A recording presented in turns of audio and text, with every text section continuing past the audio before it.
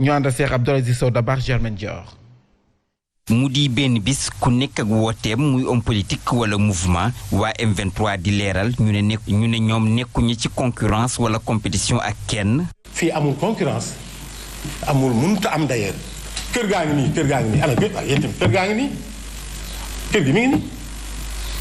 gi mi ngi nii fi ngeen toog ni ak si mooy kër gi tableau baa ngi nii ci biti kër gi dafa njaboote Mamadou Diop lañ ko kër gi dafa njaboote ku bëgg na nga ñëw. Les M23 n'est en compétition ni en rivalité avec personne. C'est pas M23 contre M2D non. fukki at ci ren ba ñu ko sosee ak taxaw di xeex ba tey dara soppeekul buñ sukkandikoo ci njiit li muy jafe-jafe ci wàllub xëy mi ndox mi ak foncier na woon fa woon. askan bi dafa bëggoon ndox bëggoon courant bëggoon faju te ku nekkat dafa bëggoon ñàkk njëriñu. fukki at ñuy dund di fukki atu jafe-jafe ak i agression. Si vous entendez tous les critiques avec tout ce qui se passe, si on ne tenait pas debout, on aurait dévoyé tout le sens du M23. ñu koy amal suba ci uute ñenn ñi woote ca place de la nation ñeneen ca terrain HLM Grand Yoff. ngok ñooñee ñu fa ñuy wootee moo di sa Grand Yoff mu di waa M2D ñoom nag nee nañu terrain HLM bu Grand Yoff la ñuy wootee seen janoo taskatu xibaar ni ki démb la ñu ko xamle nee nañ nag ku fay dikk na nga sol lu xonq nag waaye it ngànnaayoo drapeau bu Sénégal ñu ànd see Fatoumata Diop ma teewoon seen daje. ci xaajaloo la ñuy féete anniversaire bu 23 juin mouvement M2D ne déet nangu ñu li di nervi yi waaye itam di sàkku ñu respecté démocratie bile Alioune Badara Mboup. ñiy dal ci askanu Sénégal képp ku gis nag opposant boo xam dafa am koo xam ni dafay dal ci kaw ñu wax ñu ko parce que loolu amagu fi donc ñun nañu dindi suñu bopp que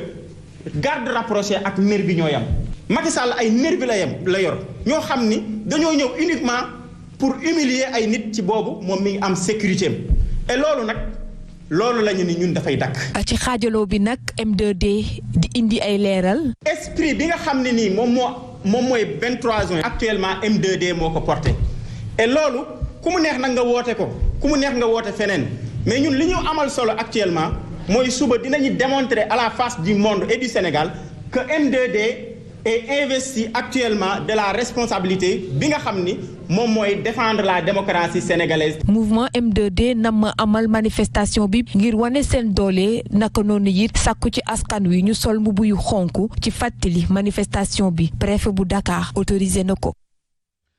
Le député du peuple M2D sa Grand Yoff terrain HLM waa M23 sa place de la nation mu mel ni kon ñoom ñëpp la leen tax a jóg moo di jëmmal fukki atu 23 juin. 23 juin war nañu seen mouvement bi war na judduwaat bu fekkente ni bii xool nañu année boobu bi muy juddu ak li xew léegi amul benn changement au contraire sax mën na am dafa gën a dellu gannaaw donc mais li ci xaw a tey xel mooy bëri na ñu nekk tey ci nguur gi te bokkoon nañu ci activités yi gën a tàng ci mouvement 23. donc looloo tax xëy na ña fa nekkoon am principe ba léegi ñu ngi fa donc am nañu droit défendre li nga xam ne moom la ñu doon défendre naka jekk M2D dafa juddu après. dafa judd ak génération bu bees ak ay leaders yu bees ak ñu am beneen vision bu bees ñoo xam dañuy bëgg ci seen biir di moytuwaatante ci naxante yi ñu naxante ci wàllu politique kon kenn ku nekk sa mouvement dafa am légitimité par contre waa M2D li leen poussé ba tax ñu séparé wu ak waa mouvement 23 am nañu xel mu tey ci ni am na ñu bokk ci APR ñu jox sañ-sañ ñu ñëw bokk ci boobu les manifestations te bu boobaa mun nañu yàq seen manifestation yooyu yëpp la ñuy bañ ba tax ñu bëgg ko def fële nga xam ni moo di terrain bu Grand Yoff li ci des nag mooy comme am nañu autorisation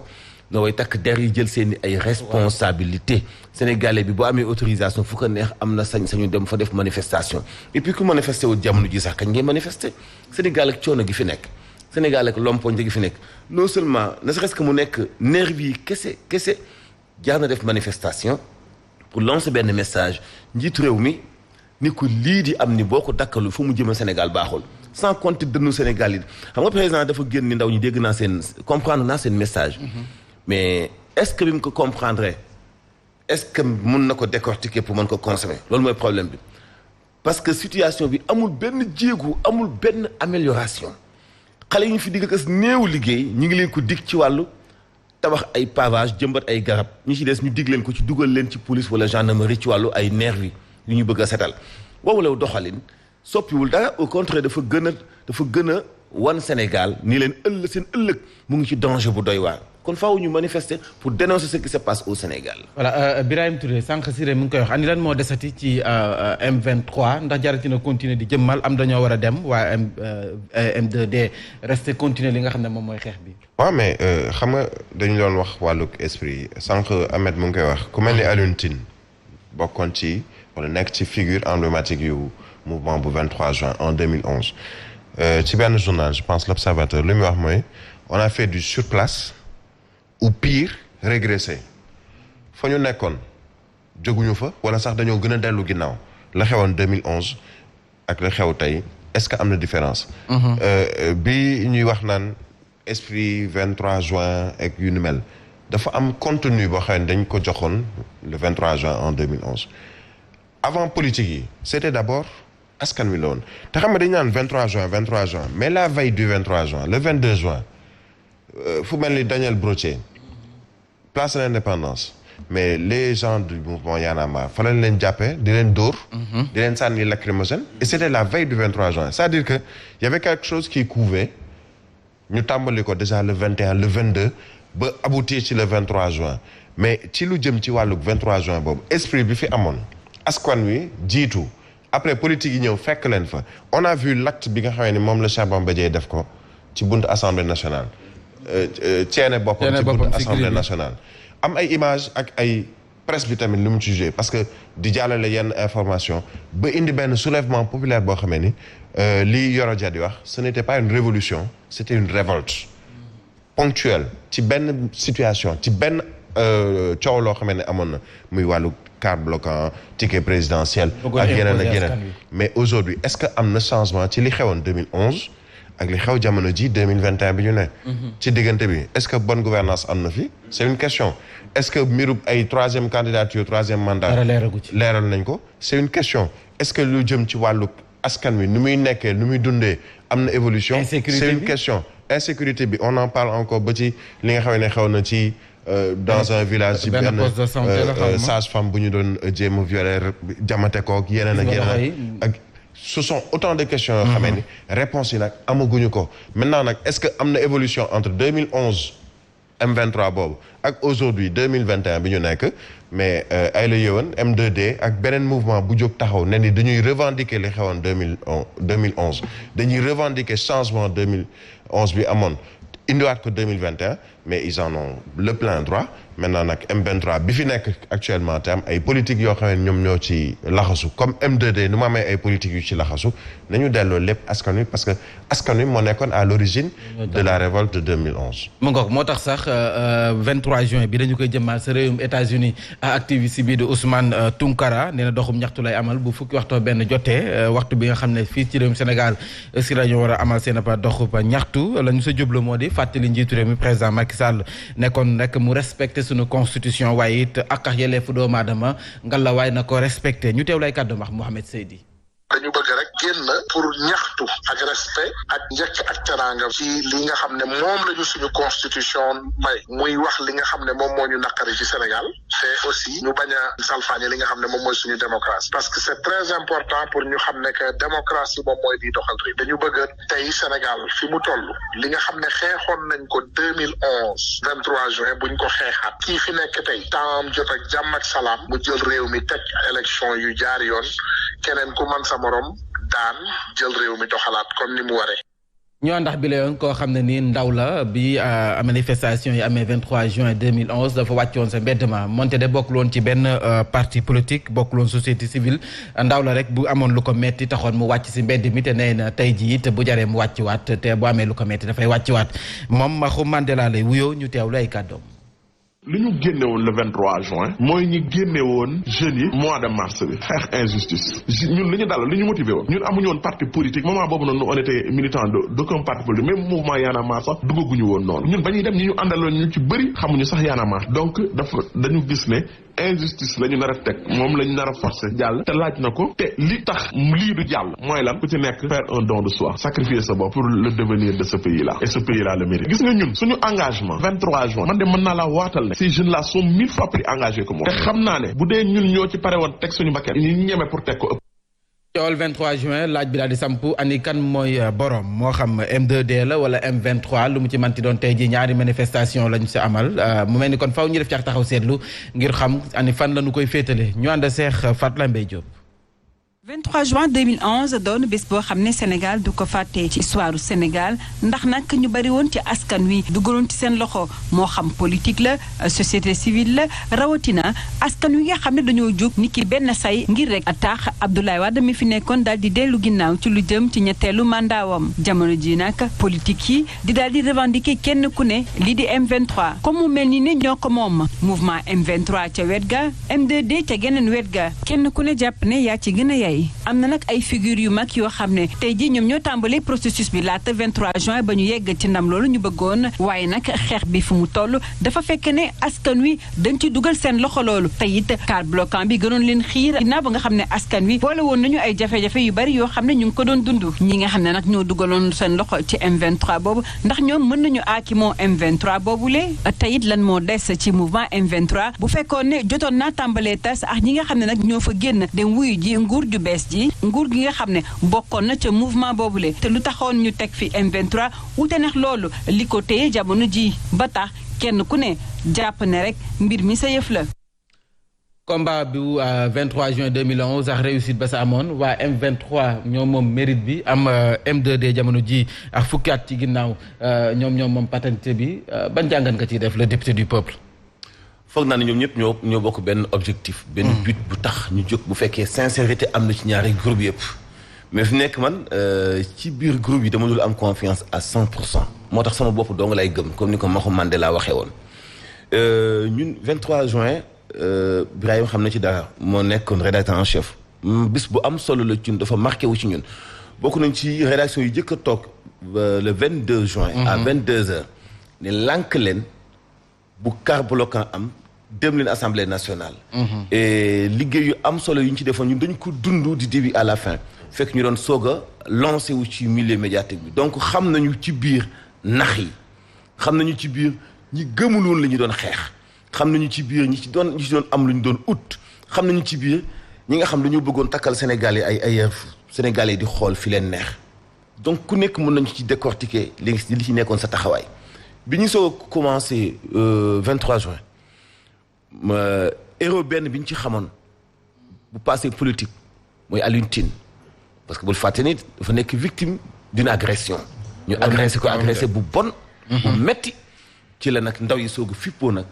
ñu dem dominer ndaw yi PDS si buntu assemblée nationale après nag ci la politique yi soog a ñëw di tampaloo dajaloo finalement gis nga li ci mujj am ba ci la faatuk Mamadou Diop amee topp série yi quoi série manifestation yi parce que boobu dafa dem ba mujj mel ni dañoo dott yeneen parti ci place de l'Obélisque kenn mënta dem kenn mënta dikk seul Macky Sall moo doon génn dem sur le terrain maa ngi fàttaliku message mi fi defoon ak Idrissa Seck Cheikh Bamba Dièye ni leen génn leen Ndakaaru bàyyi doomu jàmbur yi ngeen di utiliser nga xam ne ñu ngi gaañu ñu ngi blessé wu ngeen dem defi campagne au niveau national alors d'emblée boo dajalee yooyu yëpp yomb na pour ñu comprendre tey ce qui se passe mouvement 23 ñoom Alioune Tine mënuñu sànni seen liggéey ñoom Doudou Sarr mënuñu sànni seen liggéey mais doon naa gis ñoom ñu waxtaan ak les jeunes yi nga xam ni génération bu bees bi lañu ñu boole lépp mu nekk benn parce que mouvement 23 juin man bu fekkoonte woon ni damay am naa sañ-sañ damay changer le nom parce que ci nguuru Abdoulaye Wade la woon benn ñi ci bokkoon tey ñu ngi ci nguuru tey gi nga xam ni daa lompoñ muy APR muy AFP muy parti socialiste muy yeneen i parti donc mouvement M2D moo gën a nekk jamono te moom la xel yi gën a nangu te moom mooy xeex contexte tay bi xam nga Macky Sall mouvement bu mu bokkoon di xeex la fa nekkoon mais mouvement boobu bu dundee ba léegi c'est pour xeexaat li Macky Sall jiitee réew mi c'est un problème pour ñu comprendre ko donc man bu ma doon joxe crédibilité mouvement M2D laa koy jox parce que moo judduwaat ak lu bees pour faire face ndëngte yi nekk ci nguur gu bees gii nii alors mouvement M23 ay Doudou Sarr Alioune Tine ñoom mën nañu waxtaan ak xale M2D yi ñu boole seen doole après continuer parce que légitimité bi maintenant dañ ciy douter ndax fu Macky Sall bokkoon Moustapha Niasse bokkoon ci dem si yàlla si Ousmane Tanor Dieng bokkoon ci Amath Dansokho dem si yàlla si bokkoon si donc da nga mën nga poser question ni ñooñu li ñu doon xeex anamooti existe tout pratiquement c'est vrai que nag Doudou Sarr wax na coono askan wi ñu doon jànkuwanteel mais boo comparé coono askanu 2011 moo tane woon sax 2021 bu tey bii ñuy dund. non 2021 bi moo gën a metti fuuf 2011 ci ndóol gi ci ñàkk gi ci ñàkk liberté gi ci ñàkk am sañ-sañ expression bi gën a bon nag ci 2021 bi mooy nervi yi. loolu moom histoire du ko mos a fàtte parce que musta am ci histoire Sénégal nguur gi recruter ay nervi yi ñuy attaquer si ay population am loolu dañ koy marqué. Mame Mbaye nervi yi dafa mel ni si cause ci man parce que mënu ma ko gëm parce que mooy taal réew. mooy taal réew mi Birahim li nga xam ne moom mooy méritu révolution bu 23 juin mérite bi kan lay revenir soit M23 M2D wala askan wi ci. dañ ko delloo askan wi coow li yëpp mooy dañ ko delloo askan wi. xam nga lan mooy le problème qui se pose Mame Mbaye c'est que muy M2D muy M23 muy yeneen i kuréel on a trop politisé les choses au Sénégal malheureusement askan wi moom mooy jóg taxaw. def benn xeex combat boo xamee ni ñëpp lañ ciy gis seen bopp politiciens yi ñëw récupérer ko parce que quoi qu'on puisse dire tey lan moo indi peut-être mu am ay suspicion au niveau du M23 wala ay suspicion au niveau du M2D tout simplement parce que dañu jàpp ni am na ay njiital politique ñu nekk ci ginnaaw wala ñoo xamee dañ ciy gis seen bopp M2D dañ la naan ni Ousmane Sonko mu ngi ci biir wala ñu ne la Bougane Gueye Dany mu ngi ci biir nga dem M23 ñu ne la également ñi nga xam ne ñoom ñoo nekk tey ci nguur gi ñoom ñëpp ñu ngi ci biir ñu ne la benn Benoît Sambou mu ngi ci biir ci nguur gi la bokk wala keneen ak keneen mu ngi ci biir parce que démb ñoom def nañ sax conférence de presse boo xam ne ni ce sont les gens de l'APR ñoom ñoo def seen conférence de presse parce que dañuy am loo xam ne dañ koy delloo si mooy ni M23 wala mouvement 23 juin boo muy am ñoom ñu ngi woon ci opposition ñu ngi bokkoon ci ñu doon xeex fële ca buntu assemblée nationale. wala ca biir assemblée nationale légitimité bi nag. wala lu ñu ko mën a waxee kenn moo ko moom muy askan wi. maintenant nag naka la askan wi di jëlaate li mu moom. mooy li xewoon le 3 mars. nga xamee ni askan wi ñu ci bari dañoo génn ci mbedd mi pour wane seen naqar ci loo xamee ni dafa xew. foofu mouvement la boo xamee ni c'était très spontané 23 juin 2011 c'était spontané est-ce que war nañu koy màggal chaque kii peut-être pour man fàttaliku rek lay doon. mais fàttaliku boo xamee ni piqûre de rappel lay doon pour les dirigeants ñi nekk ci nguur ne leen attention le 23 juin 2011 askan wi moo génnoon politiciens yi ñëw fekk si leen pour wax ki fi nekk ci nguur gi attention lii du continuer fii lay yem 23 juin bu waree nekk anniversaire dafa war a nekk anniversaire piqûre de rappel ci nguur gu fi mën a nekk ñu xamal ko ni attention ca fa nga jëm askan wi mu ngi taxaw di la seetaan am na foo xamee boo fa àggee askan wi ñoom ñooy taxaw wala ni doo ci continuer ndax loolu xewoon le 23 juin en 2011 maintenant c'est au peuple et à la population sénégalaise de s'approprier cette date du 23 juin mais pas aux hommes politiques. aux hommes politiques ñu àddu jëmale ci leneen lu soxal bi la jotaayu xibaar moo di ñu daan liggéeyee sa ndem si yàlla Sotrac ñoom nag da ngay fàttali njiitu réew mi ay digéem ndax nee nañu 2018 ba léegi ñu ngay daw di topp si ginnaaw seen i ndàmpaay juróom-ñeenti milliards si la ñu ko xayma nee nañu nag dàquñu ñoom it.